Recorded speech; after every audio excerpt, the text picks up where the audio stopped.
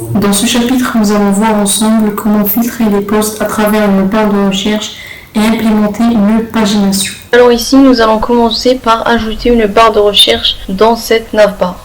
Pour cela, je vais aller au niveau du fichier header.html et là en bas, je vais mettre le formulaire.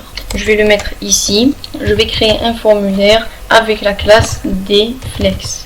Donc j'utilise le framework Bootstrap pour la stylisation. Voilà. Je vais ajouter aussi un margin left de 3, une marge à gauche de 3 pixels. Et là, je vais définir ici la méthode du formulaire. Donc ici, on a deux méthodes. On a la méthode get et la méthode post. Dans les barres de recherche, en général, on utilise la méthode get. La méthode post est utilisée souvent quand on veut interagir avec la base de données. Là, ici, nous voulons juste filtrer des données depuis la base de données. Donc, je vais mettre ici get. J'aurais pu ne rien mettre car c'est la valeur par défaut. Maintenant, je vais mettre à l'intérieur de ce formulaire une input avec la classe form control. Je vais ajouter cette classe là, me2, et là le type ça va être search et le nom, donc je vais définir un name, c'est très important car nous allons utiliser ce nom là pour récupérer ce qui a été entré au niveau du serveur. Et là je vais ajouter un bouton pour soumettre le formulaire. Donc la classe ça va être btn outline light margin left 2 type submit pour soumettre le formulaire et nous allons mettre à l'intérieur ici search. Maintenant si j'actualise, j'ai le formulaire. Ici je vais juste ajouter un placeholder pour comprendre l'intérêt de ce champ là. Donc je vais mettre ici placeholder search et voilà. Maintenant, ce que nous allons faire, je vais créer ici une vue qui va permettre de rechercher. D'abord, avant ça, je vais vous montrer l'intérêt de la méthode get. Ici, si je cherche n'importe quoi, je mets search. J'ai ici un query params qui a pris le nom de l'input que nous avons entré ici, name. Et à l'intérieur, nous avons la valeur. Et nous allons pouvoir récupérer ce qu'il y a à l'intérieur de ce query params depuis le serveur. Donc là, je vais créer une vue dans l'application post, dans le module views.py. Ici, je vais ajouter une vue. Je vais mettre def search post. Là, elle va prendre comme toutes les autres vues la requête. Et pour le moment, je vais retourner un template. Donc, je mets return render avec la fonction render. Et là, je mets la requête et le nom du template. Donc ça va être dans le dossier post search post.html. Je vais créer ce fichier là, templates post, je vais mettre ici new file et je vais l'enregistrer, search post.html. Donc ici je vais juste étendre du layout de base, donc ça va être post layout base.html comme tous les autres templates. Là, je vais mettre un titre. Dans le bloc title, je vais mettre ici search results. Et là, je vais mettre le bloc body.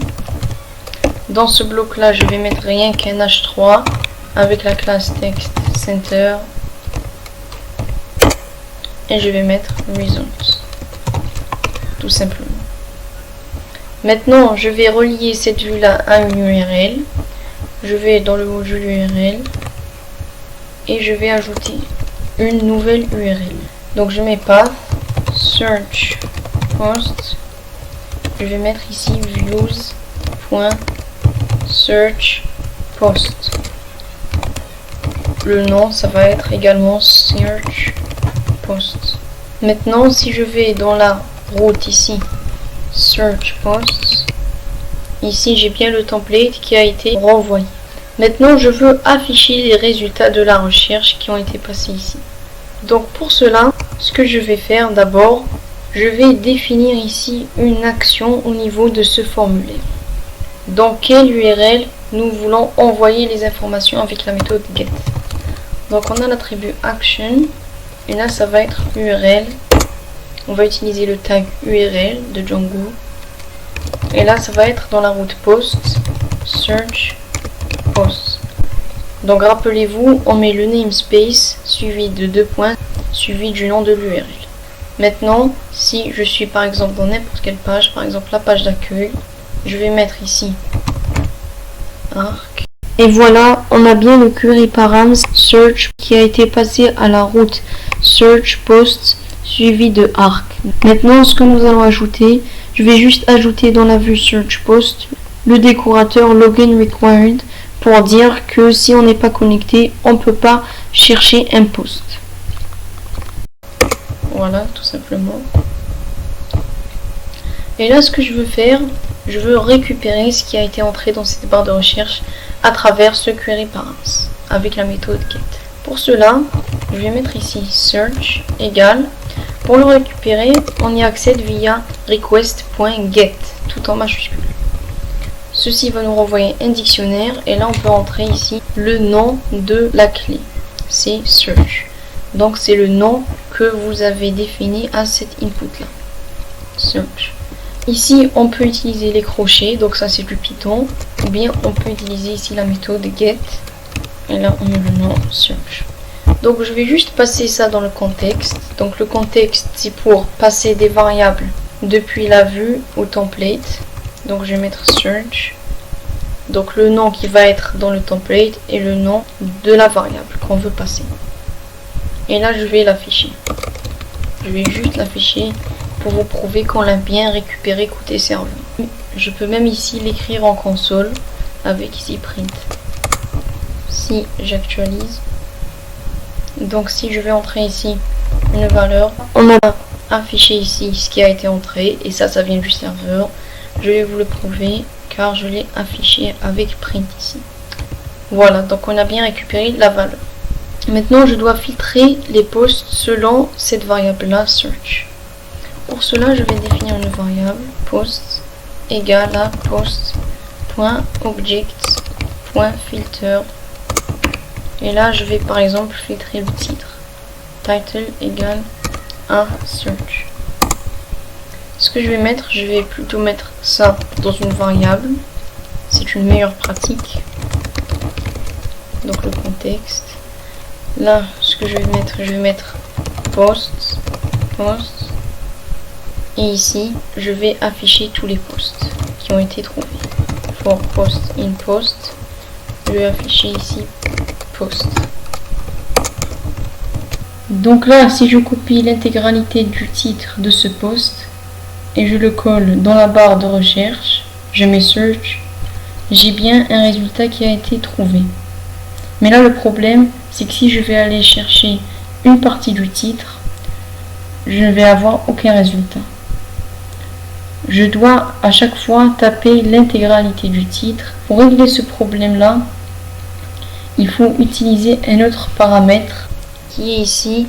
Quand on filtre, on va mettre title _contains. Comme ça, on va pas juste avoir le titre en entier, intégralement, mais on va vérifier si le titre de ce post-là contient cette variable. Donc là, j'actualise. Donc là, je vais taper par exemple ici Arch, seulement Arch. Je mets search. Et on a trouvé ici le post qui a pour nom Arch Linux.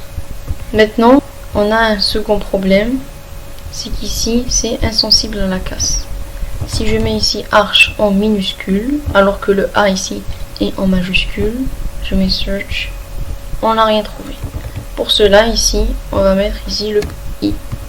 Donc ici, on va mettre I contains, tout simplement. Et là, ça devrait marcher. Donc là maintenant, si j'écris Arch en minuscule, on a bien trouvé le post Arch Linux. Maintenant, ce que je veux faire, c'est que je veux aussi pouvoir chercher à travers ici le contenu. Par exemple, si je vais taper tout ce contenu-là, on doit trouver le post. Si je mets search, on l'a pas trouvé. Pour cela, on peut utiliser l'objet QQ qui va nous permettre de chercher avec plusieurs champs. Donc je vais vous montrer comment ça fonctionne. Je l'importe depuis django.db.models et là importe Q majuscule. Là, au lieu de mettre directement title I contains, je vais mettre Q title I contains. Voilà. Là, je vais mettre le pipe ici. Je peux sauter la ligne et je vais mettre à nouveau ici content I contains.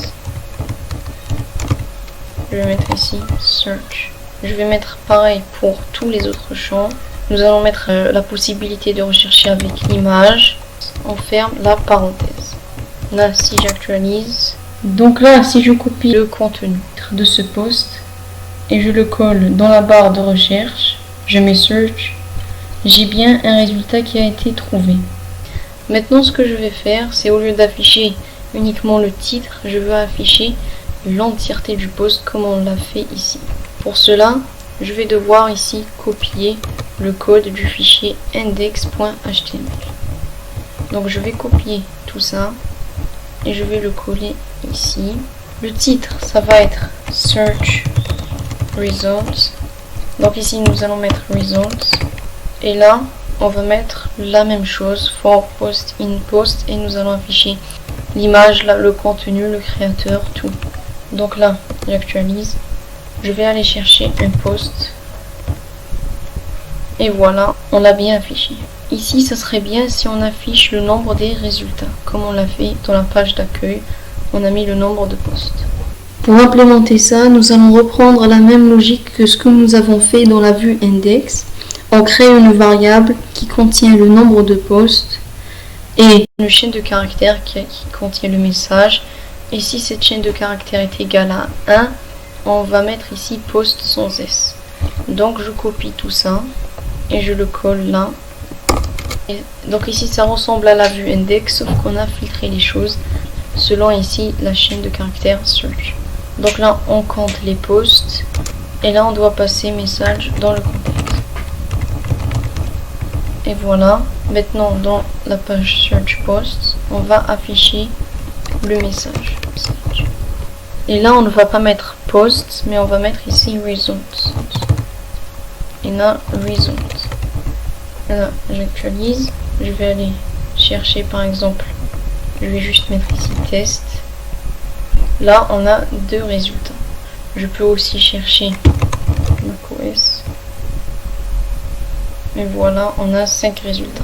Donc là on a des posts qui ont été trouvés avec le nom de l'image, il y a des posts qui ont été trouvés avec le nom du titre, etc. Maintenant nous allons intégrer la pagination dans cette page d'accueil. Imaginez si on a une centaine de posts et nous devons charger tous les posts d'un seul coup. La page va prendre beaucoup de temps à se charger et nous devons charger aussi une centaine d'images. Donc pour éviter ça, nous devons intégrer la pagination. Comme ça nous allons juste charger une petite quantité de posts et quand on veut lire encore plus de posts, on peut aller cliquer sur la page suivante tout simplement. Donc c'est ce que nous allons faire. Django a de différents objets pour intégrer ça. Donc ce qu'il faut faire, il faut aller dans la vue index et il faut d'abord importer un objet qui s'appelle paginator qui va nous permettre de séparer les choses. Donc celui-ci s'importe depuis django.core.paginator et là importe paginator. Voilà. Maintenant ce que je vais faire, ici je vais créer une nouvelle variable que je vais appeler paginator et dans le constructeur de cette classe, je vais passer tous les posts. Donc on a mis post.objects.all. Donc là je vais passer tous les posts et je vais mettre combien de posts je veux charger par page. Donc là je vais mettre par exemple 3. Comme ça nous allons charger 3 posts par page. Normalement on devrait mettre plus, mais là on a une petite quantité de posts. Donc nous allons juste charger 3 posts par page. Maintenant nous devons récupérer le nombre de la page car on aura plusieurs pages. Le nombre de la page sera passé dans un query params qui va s'appeler page. Donc page number égale à request.get. Nous avons vu comment récupérer un query params. Donc on met ici get et page. Et là nous allons créer une nouvelle variable qui va contenir l'objet. Et là nous allons créer une nouvelle variable qui va contenir les 3 posts que nous devons charger. Donc je vais appeler ça page object est égal à paginator.getPage et là on passe le nombre de la page. Je vais mettre ici page number. Voilà. Maintenant au lieu de passer post.object.all, je vais passer ici page object dans le contexte. Maintenant si j'actualise, on a 3 posts qui ont été chargés. Donc là on est dans la page numéro 1. Si je vais mettre page, je vais mettre écrit par exemple page 2, on a les 3 autres posts. Si je mets page 3, on a voilà les 2 derniers posts. Ce qu'on veut faire, c'est qu'on veut intégrer ici 2 boutons, donc page suivante, page précédente. Donc nous allons faire ça au niveau du template. Index.html et là nous allons créer ces 2 boutons sous forme de navigation. Donc je vais mettre ça dans la balise nav. Je mets nav, je vais mettre une liste, donc ça va être UL. Bien sûr je vais utiliser Bootstrap comme toujours pour la stylisation. On a une classe pagination et pour la mettre au centre, je vais mettre ici justify content center. Maintenant je vais mettre une condition if post.hasPreviews. Si on a une page précédente, on va mettre ici NLI avec la classe page item. Ça c'est des classes juste pour la stylisation. Et là à l'intérieur nous allons mettre un lien vers la page précédente, car il est possible qu'on n'ait pas de page précédente. Par exemple si on est dans la première page, on n'a pas de page précédente, donc on ne doit pas afficher ce bouton. Donc je vais mettre un lien qui va pointer vers la page précédente. Donc je vais mettre page, le query params égale, et là entre les doubles accolades pour mettre ici une variable. Donc posts.previews page number. Tout ça vient de la classe paginator. Et là je vais donner une classe pour la stylisation que je vais appeler ici page link. Et à l'intérieur je vais mettre ici une span. Donc là aria hidden égale à true. Tout ce code là vient de Bootstrap, de la documentation. J'ai récupéré ce code là pour mettre des boutons de pagination stylisés. Maintenant pour mettre une flèche, il faut mettre ici le et commercial. Donc ça va voir avec l'HTML. Et là on met la co. Ça va retourner une flèche. Maintenant nous allons mettre ici NLI avec une classe de page item avec ici un paragraphe avec la classe page link. Donc ici au niveau de ce LI, ce que nous allons mettre combien y a-t-il de pages en tout et dans quelle page nous sommes. Et nous allons ajouter une autre classe, la classe text muted. Et à l'intérieur, je vais mettre ici page, les doubles accolades pour mettre une variable post.number. Ça c'est la page courante of le nombre de pages. Donc le nombre de pages pour les récupérer, on va mettre post.paginator.numPages. Et là je mets un point. Maintenant nous allons mettre le même code, juste qu'ici ça va être if post.hasNext. Donc si on a une prochaine page, next. Là ça va être page item, page link. Et là nous allons mettre ici next page number. Et là ça va être R à coup. Donc ça va être ici R pour write, tout simplement. Donc ici on a bien les boutons qui sont affichés. Ici ça marche pas car ici j'ai mis ici point d'interrogation égal, alors qu'il faut mettre point d'interrogation suivi du nom du query params, tout simplement. Je me suis trompé, j'avais mis égal en plus. Et là normalement ça devrait fonctionner. On a bien nos boutons. Si j'appuie ici, on est dans la page 2/3. Si j'appuie encore, on est dans la page 1/3. Donc on a bien notre pagination qui fonctionne correctement. On a intégré cette pagination pour éviter le chargement de plusieurs posts, ce qui peut ralentir le navigateur. Nous avons aussi ajouté cette barre de recherche qui va nous permettre de trouver un post rapidement. Par exemple, si je cherche Python, on a ici un résultat très rapidement. Donc voilà, moi je vous dis à la prochaine pour le prochain chapitre.